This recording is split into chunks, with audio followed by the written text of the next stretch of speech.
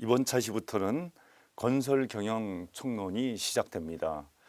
먼저 건설 경영 일반에 대한 내용을 안내 드리도록 하겠습니다.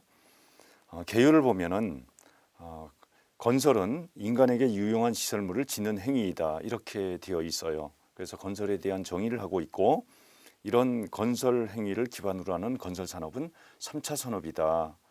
3차 산업으로서의 건설 산업은 건설 공사업, 즉 건설업과 건설기술 용역업으로 분류된다. 이렇게 정의에 나와 있습니다. 그러면은 이번 시간에는 건설 경영 일반으로서 먼저 건설 프로세스는 어떻게 진행되느냐, 그 다음에 건설업의 분류는 어떻게 되고 있고, 또 건설 산업의 현황은 어떤 상황에 처해 있느냐, 그 다음에 건설 환경, 우리가 해결해야 될 그 건설 환경은 어떤 상황이냐, 뭐 이런 것들을 살펴보는 시간이 될 수 있도록 하겠습니다. 그래서 지금 말씀드린 거를 순차적으로 말씀드리면은 맨 처음에 건설 프로세스, 두 번째는 건설 산업을 먼저 어떻게 분류되는지 분류와 그다음에 현황에 대해서 이제 살펴볼 것입니다. 그리고 건설 산업을 경영하기 위한 건설 환경은 어떤 것이냐, 건설 환경에 대해서 이제 살펴볼 것입니다. 먼저 건설 프로세스에 대해서 말씀을 드리면은, 이 건설 사업에 대한 그 프로세스, 순서, 절차라고도 하죠. 건설 사업의 프로세스는 건설산업진흥법에서 구체적으로 그 프로세스를 명시하고 있습니다. 그래서 건설기술진흥법에서 명시한 내용을 기반으로 해서 건설 사업에 대한 프로세스를 먼저 좀 안내를 좀 해보겠습니다.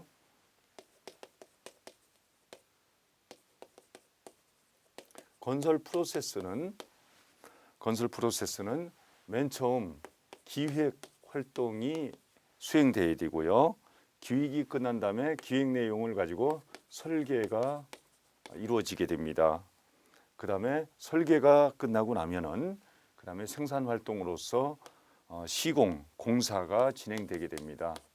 그 다음에 공사 과정을 관리하는 감독 활동이 병행되죠. 그 다음에 공사가 끝나고 나면은 이 시설물이 완성된 것이니까요. 이 시설물을 유지관리하는, 사용하고 유지관리하는 이러한 순서로 건설 사업은 전개되고 있습니다. 지금 이 강의를 듣는 분들은 대부분이 설계, 그다음에 공사, 감독 이 분야에서 일을 하는 분들이 대부분일 겁니다. 그러면은 교재에 나와 있는 순서대로 먼저 기획에 대해서 이제 말씀을 드리면은, 기획에 대한 내용은 먼저 정부 공사일 때를 예를 들어서 이제 말씀을 드립니다. 기본 구상을 먼저 하게 됩니다. 그러니까 정부의 입장에서는 이 건설 사업에 대한 그 필요성을 먼저 살펴보게 되죠. 이 국민을 위해서, 국민 편익을 위해서 어떠한 그 필요성을 가지고 있는지, 이러한 명분을 먼저 찾게 됩니다. 그 다음에 그래서 기획에 대해서는 기본 구상에 대해서는 교재에 나와 있는 바와 같이 건설 사업의 필요성을 먼저 분석을 하고요. 그 다음에 이러한 필요성을 실현시키기 위해서 어떠한 위험 요소가 있는지를 예측을 하고, 예산은 확보될 수 있느냐, 아니면 어떤 민원 발생으로 인해서 진행에 차질은 없느냐, 뭐 여러 가지를 그 리스크에 대한 예측을 하게 됩니다. 그 다음에 입지 조건, 어느 지역에 건설을 해야 될 것인가, 그 다음에 그러기 위해서는 어떠한 환경 영향을 파악해야 될 것인가, 그 다음에 이제 공사 규모는 어느 정도로 하고 거기에 들어가는 예산은 얼마나 될 것인가, 그 다음에 법적인 저촉 사항들은 있는지 없는지, 있다면 어떻게 해결을 해야 될 것인가, 뭐 이러한 내용들을 가지고 기본 구상을 하게 됩니다. 그 다음에 기본 구상이 끝나게 되면은 구체적으로 이제 타당성 분석을 하게 됩니다. 타당성 분석. 이 타당성 분석은 뭐 기술적으로, 환경적으로, 사회적으로 재정적으로, 그다음에 위치 용지 측면에서, 또 교통 접근성에서 이 타당성이 있느냐 없느냐, 이런 것을 살펴보게 되고, 여기서 중요한 거는 사업비를 추정하게 됩니다. 정부에서 하는 일은 국민의 세금으로 진행되는 사업이기 때문에 사업비를 조달할 수 있느냐 없느냐, 국회의 동의를 얻을 수 있느냐 없느냐, 이런 것들이 굉장히 중요한 내용이 되겠습니다. 그리고 타당성 범위 내에서 나중이라도 사업을 진행하는 과정에서 사업비 증액이 되지 않도록 하기 위해서 증액 한도를 설정하게 됩니다. 그래서 이러한 타당성 분석을 통해서 그 다음에 이제 사업 계획을 수립하게 됩니다. 이 사업 계획에는 이 사업을 하는 목적, 그 다음에 사업 기간, 착수일은 언제이고 완공일은 언제이고, 사업 기간이 있습니다. 그 다음에 재원 조달 계획, 정부의 예산으로 하느냐 아니면은 민자를 유치하느냐, 뭐 이런 그 재원 조달 계획을 수립하고요. 그 다음에 시설물, 완공된 다음에 유지 관리는 어떻게 해야 될 것이냐. 일단 건설하고 보는 것이 아니라 시설물 운영 계획을 사업 계획 단계에서 수립하게 됩니다. 그 다음에 환경 보전 계획, 개발을 통해서 자연 환경, 인문 환경이 파괴돼서는 안 되기 때문에 이러한 그 건설 행위를 통해서 환경 보전을 어떻게 해야 될 것이냐에 대한 계획도 이러한 그 사업 계획에 포함이 됩니다. 그 다음에 이러한 사업 계획이 완성이 되면은 이 사업 계획 내용을 구체화시키기 위해서 설계를 하게 됩니다. 이 설계는 시설물에 대한 설계가 되죠. 시설물. 그래서 토목 인프라에 대한 시설물 설계가 될 수도 있고, 건축물에 대한 설계가 될 수도 있습니다. 또한 인프라 시설에 대한 설계 또는 조경 시설에 대한 설계가 진행이 됩니다. 이 설계는 구체적으로 뭐 측량이나 지반 조사를 먼저 해야 되고요. 그 다음에 이런 측량과 지반 조사에 기반해서 기본 설계를 하게 됩니다. 기본 설계에 대한 내용은 우리 교재에 굉장히 그 자세하게 그 내용을 좀 제가 인용을 해놨으니까 참고로 어떠한 것이 기본 설계인지 기본 설계에 해당하는 내용을 여러분들이 간략하게 이해를 좀 해주시길 바랍니다. 그 다음에 기본 설계가 끝나면은 상세 설계, 실시 설계라고도 하죠. 실시 설계가 이루어집니다. 그 다음에 우리 교재 보면은 설계의 경제성, 안전성 검토가 있습니다. 경제성과 안전성. 여기에서 이 경제성이라고 하면은 본래 사업 계획 취지에 맞는 그러한 그 경제성을 가지고 있느냐, 사업비가 나중에 급증하게 돼서 예산이 할증될 소지는 있느냐 없느냐, 그 다음에 원가 절감의 여지는 얼마나 되는지, 그러한 그 LCC 관점에서 라이프 사이클 코스트 관점에서 그 경제성을 검토하게 됩니다. 그리고 그러한 LCC 관점에서 경제성 검토하는 그 기법을 우리는 V 기법이라고 하는데요. 이러한 LCC나 V 기법에 대해서는 나중에 별도 차시로 강의를 구성하게 돼서 자세하게 안내를 좀 해드릴 겁니다. 그 다음에 안전성도 검토하게 됩니다. 그러니까 기본 설계의 경제성, 그 다음에 기본 설계에 대한 경제성, 그 다음에 실시 설계에 대한 경제성과 안전성, 뭐 이렇게 각각 그런 설계 단계별로 경제성과 안전성을 검토하게 됩니다. 그러니까 경제성과 안전성은 한 번으로 끝나는 게 아니라 각 설계 단계별로 진행이 된다. 이 건설은 굉장히 그 여러 가지 그 장비와 많은 사람들이 투입되기 때문에 안전성도 매우 중요한 그런 결정 요소가 될 수 있는데, 이러한 그 경제성과 안전성은 설계 단계에서부터 반영이 돼야 되기 때문에 매우 중요하게 취급이 되고 있습니다. 그 다음에 이러한 그 기획과 설계 활동이 끝나게 됩니다. 그러니까 설계하면은 기본 설계, 실시 설계로 크게 나눠질 수 있는데 각 단계별로 경제성과 안전성이 검토되고 있다. 이렇게 해서 설계 활동이 끝나게 되면은 설계 도서가 성과물로 남게 되죠. 설계에 대한 그 성과물은 설계 도면과 그다음에 이제 공사 시방서라고 이제 볼 수가 있습니다. 그러한 도면과 시방서를 가지고 공사 단계로 이제 접어들게 됩니다. 그리고 공사 단계에서는 주로 종합건설업체와 전문건설업체가 동원되기도 하고요. 또 감독을 위해서는 감리회사가 동원되기도 합니다. 그래서 공사 단계에 접어들기 위해서는 먼저 공사를 발주하고 또 발주가 끝나면은 계약을 해야 됩니다. 그래서 공사를 발주하기 위해서는 입찰 과정을 거쳐야 되는데 입찰 과정은 일단 공사 자격이 있는 업체들을 공모하는 그런 단계라고 이제 볼 수 있죠. 그런데 그 입찰하는 방식은 공공기관과 그러니까 공공 발주기관과 민간 부문과는 큰 차이가 있습니다. 공공발주기관 즉 발주청은 반드시 경쟁 입찰을 통해서 입찰 과정을 거쳐야 되지만 민간 발주자들은 그러한 과정이 생략되기도 하다는 점이 이제 큰 차이라고 이제 볼 수가 있습니다. 이러한 그 입찰 과정을 거쳐서 그 중에서 가장 적합한 그 업체가 낙찰자로 선정이 되고 낙찰자로 선정이 되면은 공사 계약이 체결이 되게 됩니다. 그리고 공사 계약이 체결되고 나면은 그 다음부터 이제 공사가 진행되게 되죠. 그래서 공사 단계에서는 아울러서 발주자의 입장에서 감독도 같이 병행이 됩니다. 하지만 발주자가 스스로 공사를 감독할 능력이 없을 때는 그 발주자는 감리자를 선정해서 그 감독 업무를 위탁하게 됩니다. 그래서 감리가 있는 현장에서는 감리가 발주자를 대신해서 감독 업무를 수행한다. 이제 그렇게 보시면 됩니다. 그러면은 공사하는 방식, 공사 방식에 대해서 제가 먼저 말씀을 드리겠는데 종합건설사에서 대부분 건설공사를 주도하게 됩니다.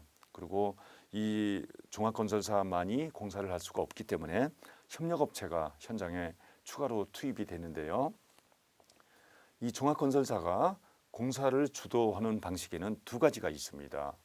그래서 공사하는 방식에는 두 가지가 있는데 우리 교재에는 직접 시공 방식이 있고 그다음에 직접 시공을 하는 것이 여러 가지 여건상 불리하기 때문에 하도급 시공을 하는 방식이 있습니다. 하도급 시공. 그러니까 종합건설사 입장에서 직접 공사를 하는 방식이 있는데 협력업체를 동원해서 공사하는 방식을 하도급 시공 방식이라고 합니다. 직접 시공에 대비해서 이제 간접 시공 방식이다. 그렇게 하도급 시공 방식을 이제 말씀드릴 수 있는데 종합건설사는 특성상 하도급 시공을 선호하고 있습니다. 왜냐하면은 직접 시공을 하기 위해서는 건설 자원을 직접 조달할 수 있는 능력을 갖춰야 됩니다. 근로자들을 직접 고용해야 되고 그다음에 건설 장비를 직접 운용해야 되는데 만약 그 일거리가 많지 않을 때는 미리 확보해 놓은 인력을 놀릴 수가 없고 미리 구입한 건설 장비를 놀려두게 되기 때문에 고정비 부담이 크게 됩니다. 그래서 건설업체에서는 고정비 부담을 고려해서 일이 있을 때는 하도급을 주고 일이 없을 때는 하도급 계약을 안 하는 방식으로 그러니까 하도급 시공 방식으로 건설공사를 수행한다. 이렇게 보시면 됩니다. 그런데 너무 종합건설사들이 하도급 시공 방식으로만 공사를 하게 되면은 종합건설사들은 그냥 사무실 유지만 하는 그런 페이퍼 컴퍼니의 그 위상으로 떨어질 수가 있기 때문에 많은 그 부작용이 발생될 수가 있어요. 그래서 그런 걸 고려해서 정부에서는 50억 미만의 공사에 대해서는 공사를 딴 사람이 직접 공사를 해라 하는 그 직접 시공 의무 제도를 지금 실행을 하고 있는데 제한적이죠. 50억 미만 공사에만 해당이 되기 때문에 대형 공사들 50억이 넘는 규모가 큰 공사에 대해서는 대부분 하도급 시공으로 되고 있는 실정입니다. 그렇기 때문에 우리나라의 그 건설 현장에서는 종합건설사가 직접 시공을 하는 것보다는 협력업체, 종합 전문건설업체가 시공을 담당하는 경우가 대부분이다. 이제 이렇게 볼 수가 있고 이러한 추세는 세계 어느 나라든지 정도의 차이는 있지만은 유사하다 이렇게 말씀을 드릴 수가 있습니다. 자, 이렇게 해서 직접 시공을 하던 하드급 시공을 하던 해서 이제 공사가 완료되고 나면은 이 건설 목적물, 즉 시설물이 완성하게 됩니다. 토목 인프라이던 그러니까 도로나 항만이나 댐이나 건축물이나 이런 그 건설 시설물들이 완성이 되면은 사용을 해야 됩니다. 사용 과정에서도 많은 수선 공사가 발생될 수 있기 때문에 유지 관리 단계에서도 건설 업무는 계속 지속이 됩니다. 그래서 건설의 프로세스는 기획, 설계, 공사, 유지 관리 이렇게 4단계로 크게 볼 수가 있는데 건설의 업무 영역이라고도 볼 수 있죠. 기획을 하는 일도 건설입니다. 그래서 기획만 하는 건설 회사를 우리는 개발 회사라는 명칭을 붙이고 있고요. 그다음에 설계 사무소, 그다음에 종합 전문 건설 업체, 그다음에 감리 회사 또는 CM 회사, 그다음에 유지 관리 회사, 시설물 유지 관리 회사 뭐 이런 식으로 각 단계별 참여 건설 업체의 이름이 좀 달라지고 있습니다. 자, 그러면은 지금까지는 이제 건설 프로세스에 대해서 살펴봤는데요. 건설 산업에 대한 그 분류와 현황을 좀 살펴보겠습니다.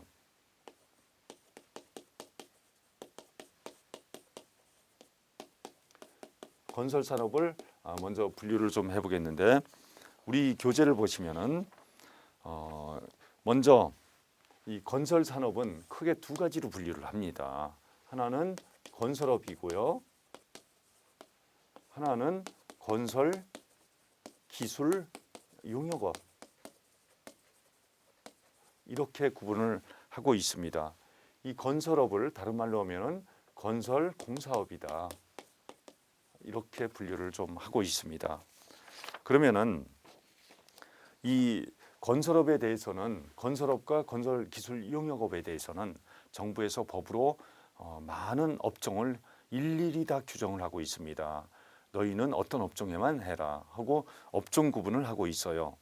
그래서 우리 교재 보시면은 건설산업기본법과 주택법, 그다음에 기타 다수의 법령 18개 그 법에서 그 종합건설업과 그다음에 전문건설업을 분류하고 있습니다. 건설업 하면 두 개로 구분이 됩니다. 하나는 종합건설업, 또 하나는 전문건설업입니다. 종합건설업이라는 것은 발주자로부터 도급을 받을 수 있는 업종을 종합이라고 볼 수가 있고요. 그다음에 종합건설업체로부터 하도급을 받는 업체를 전문건설업체라고 이제 우리가 볼 수가 있는데 일단 우리나라에서는 종합건설업체가 종합건설 업종이 6개이고 그다음에 전문건설 업종이 47개에 해당한다. 이렇게 먼저 포괄적으로 말씀을 드릴 수가 있습니다. 그리고 이 종합건설업체에 대한 6개 업종을 우리가 건설산업기본법에 의해서 살펴보면은 우리 교재에 있는 바와 같이 토목, 건축, 토건, 그다음에 플랜트, 조경 이렇게 5개 업종이 있습니다. 그다음에 이제 주택법에 의해서 주택건설업이라는 또 종합건설 업종이 하나가 있어요. 이렇게 해서 6개의 업종이 있고 전문건설 업종은 건설산업기본법에서 29개가 있고 기타 관련법에서 18개 업종이 있어가지고 47개에 대한 그 전문건설 업종이 있습니다. 그런데 여기서 여러분들이 하나 참고해야 될 거는 전문건설 업체라고 해서 반드시 하도급만 받는 게 아닙니다. 전문건설 업종이라 할지라도 발주자로부터 다이렉트로 직접 공사를 받는 도급공사도 받을 수 있는 업종이 또 전문건설 업종이기도 하다. 그다음에 종합건설업체로 등록된 사업자가 전문건설업을 운영할 수도 있고 전문건설업을 운영하는 회사가 종합건설업에 참여할 수도 있습니다. 그래서 업종 간 겸업이 현재 허용이 되고 있다. 이렇게 말씀을 드릴 수가 있습니다. 그다음에 건설기술 용역업인데 용역업은 사람만 투입되는 업을 말합니다. 공사업이라고 했을 때는 사람, 장비, 자재 이렇게 3가지가 투입되는 것이고요. 건설기술 용역업은 오로지 사람만이 투입되는 그 업종이에요. 그래서 대표적인 게 설계 용역이 있고 그다음에 감리 용역이 있는데 이 감리 용역을 건설 사업 관리 용역이라고도 합니다. 그래서 2014년서부터 감리라는 말을 건설 사업 관리라는 말로 이렇게 바꾸어서 법률에서는 명시를 하고 있는데 그 부분에서 여러분들이 혼동이 없기를 바랍니다. 자, 이렇게 해서 건설 기술 용역 업종은 대표적인 게 설계와 감리 업종이라고 볼 수 있는데 우리 교재에는 구체적으로 설계 업종과 감리 업종을 디테일하게 좀 구분을 하고 있습니다. 그래서 건설 기술 용역 업종을 크게 이제 자세하게 8개 업종으로 구분을 하고 있습니다. 그래서 건설 산업 하면은 건설업과 건설 기술 용역업을 말하는데 건설업은 종합건설업과 전문건설업으로 분류되고 각각 6개 업종과 47개 업종이 있다. 그다음에 건설기술 용역업은 주로 사람을 투입하는 업종인데 설계와 감리 업종이 주류를 이루고 있고 그리고 총 8개의 업종이 건설기술진흥법에서 규정이 되고 있습니다. 그래서 건설산업이라는 주제를 가지고 건설업과 건설기술 용역업에 대한 분류를 해보았어요. 그리고 한 가지 여러분들이 여기서 부연해서 설명드릴 것은 종합건설업을 하는 사람이 전문건설업도 할 수 있고 전문건설업은 또 종합건설업을 또 겸해서 자격 요건만 갖추면은 등록을 할 수 있다. 이렇게 안내를 드리고 또 하나는 건설업을 하는 사람은 그러면 용역업을 할 수 있느냐? 절대 할 수 없습니다. 또 용역업을 하는 사람은 또 건설업을 할 수 없도록 칸막이가 쳐져 있습니다. 그래서 우리나라 건설 산업을 칸막이 업종이다 이런 비난을 하기도 하는데 차제에는 이런 그 업종 간의 이런 칸막이가 최소한 한 3년에서 5년 이내에 좀 철폐되지 않을까 하는 생각이 듭니다. 자, 그다음에 이러한 그 건설 산업 분류에 대해서 우리나라의 그 건설 산업의 현황은 어떠냐? 그 현황에 대해서 살펴보겠습니다. 건설 산업에 대한 현황. 먼저 국내 건설 시장으로 본다면은 우리나라는 선진국으로 이미 진입이 된 상태이기 때문에 사회에서 필요로 하는 건설 인프라가 대부분 완비가 된 상태라고 볼 수가 있습니다. 물론 약간의 대체 수요는 발생될 수 있지만은 신규 수요는 앞으로 지속적으로 계속 감소하는 추세다 이렇게 말씀을 드릴 수 있고 대형 공사 물량은 이미 고갈됐다 이렇게 좀 설명을 드릴 수가 있습니다. 그리고 건설업 등록 업체 수는 오히려 또 일감은 줄어드는데 증가하고 있다. 왜냐하면 일감이 줄어들다 보니까 낙찰을 받기 위해서 회사 숫자를 늘려나가는 이런 경향이 작용이 되고 있습니다. 그리고 해외 건설 시장은 어떠냐?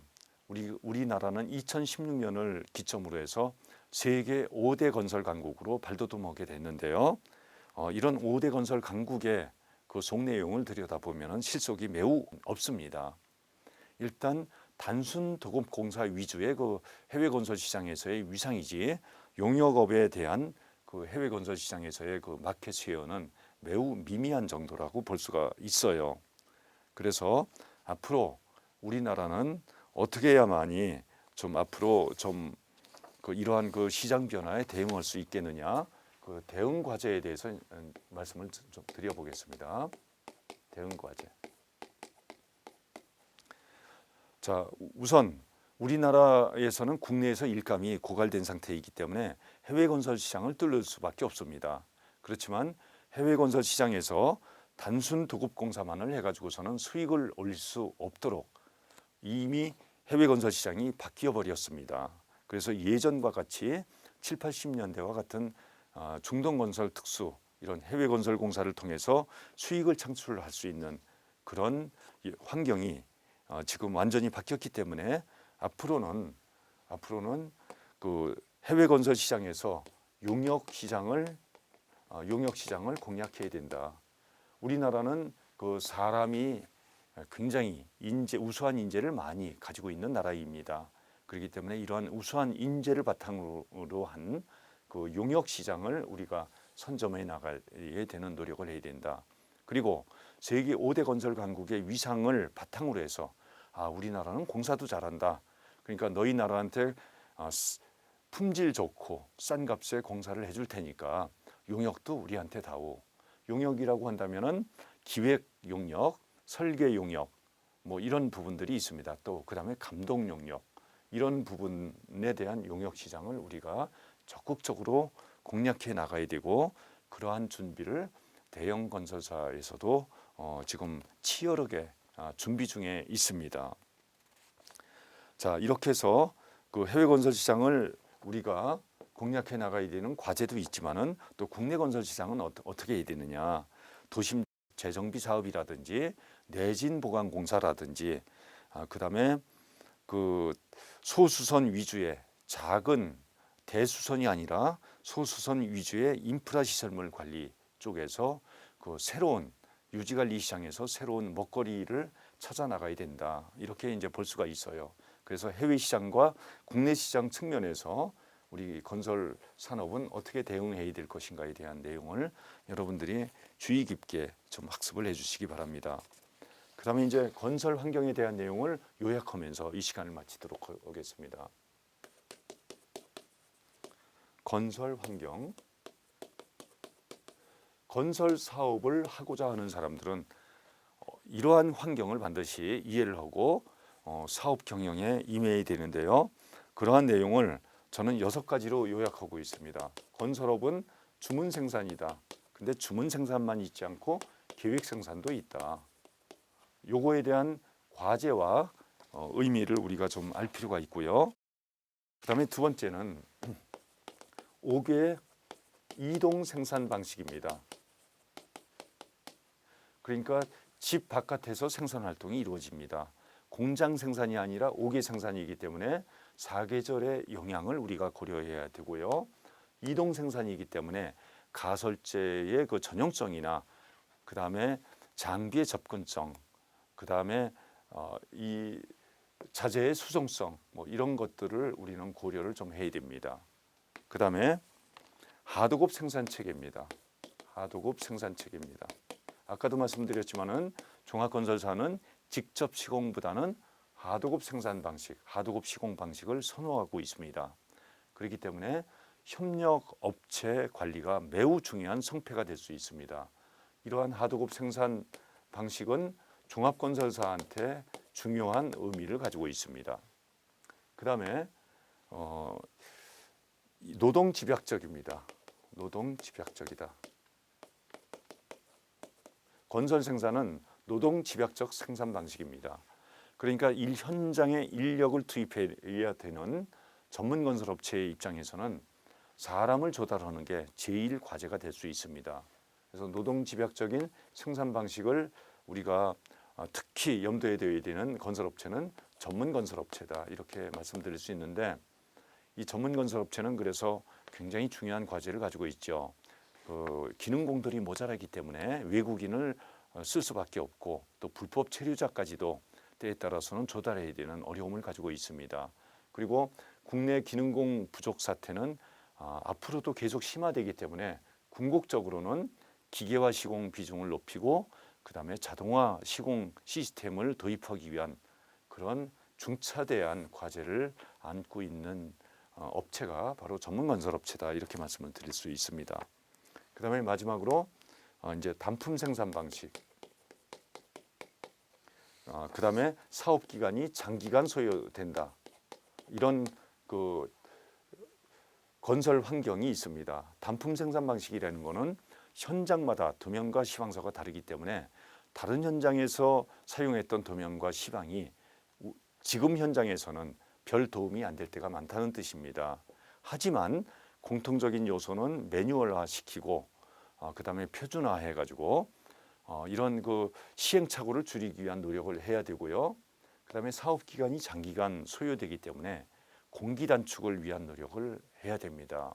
건설업체 입장에서는 공사를 빨리 진행시켜야만이 기성금 수입을 빠르게 실현시킬 수 있고 발주자 입장에서는 그 금융 비용을 이렇게 절감하기 위한 그런 그 결과가 될 수가 있습니다. 그래서 발주자는 사업 기간을 축소하기 위한 노력을 해야 되고 그다음에 시공자는 공사 기간을 단축시키기 위한 노력을 하는 것이 그 대외 경쟁력을 높이는데 매우 중요한 요소가 될 수 있다는 뜻이에요.